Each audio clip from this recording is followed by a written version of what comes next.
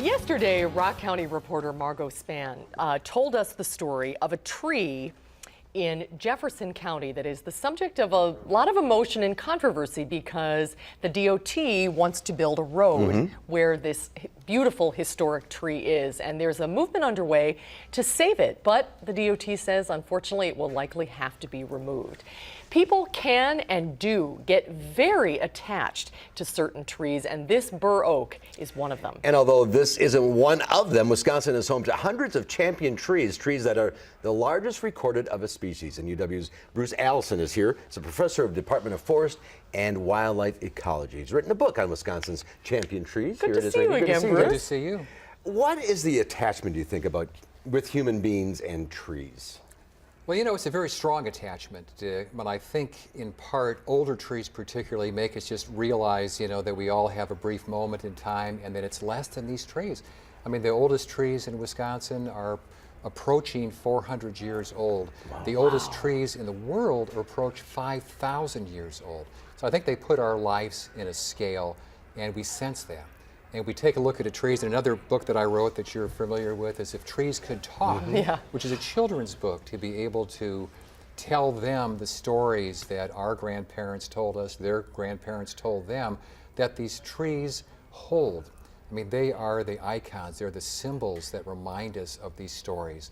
The story of John Muir, who was at a University of Wisconsin-Madison engineering student, but went outside and saw a big, beautiful black locust. It was inspired because of its beauty and its flowering and its recognition that it was connected to other plants, turned him from an engineering student into the naturalist that he became. So important things. So I think, you know, in many of our personal lives, we had a tree that maybe our mother planted when we were born.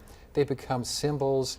They really do make us more connected to the earth. I planted a tree when my son was born, exactly that thing. And yesterday when we were doing the story about the bur oak in Rock County, people were literally bursting into tears talking about what might happen to that tree. And I see that all the time. Of course, you know that I've been, spending a lifetime looking at trees, dealing with people's relationship to trees. It's very strong, and I'd make the argument that it goes beyond just a sense of history. I mean, there is a deep evolutionary connection there. Trees have a lot more to do with us than you realize. I mean, the chlorophyll has a chemical composition that is very similar to the hemoglobin within our body. In fact, it's the same molecule, except in the center of our hemoglobin we have iron, in the center of chlorophyll they have magnesium. So there is an evolutionary connection. We are related. And the biggest bur oak in Wisconsin, I think we have a picture of it here in your book. It's in Dousman? It's in Dousman. It's a remarkable tree. Look at that. Over 20 feet in circumference. And that clearly is approaching 400 years old. Wow. And it's just something about that. They have such a shape, those bur oaks. There's a beautiful symmetry, and they adapt so well to their environment. Don't we wish we could adapt as well to our environment?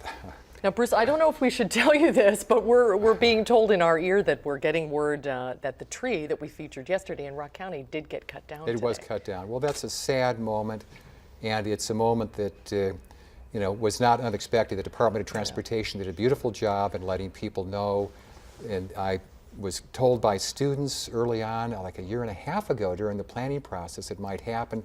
And as you could imagine, I called the DOT. I said, is there anything we can do? They took a look at all different options, and that seemed to be the fate of that particular tree.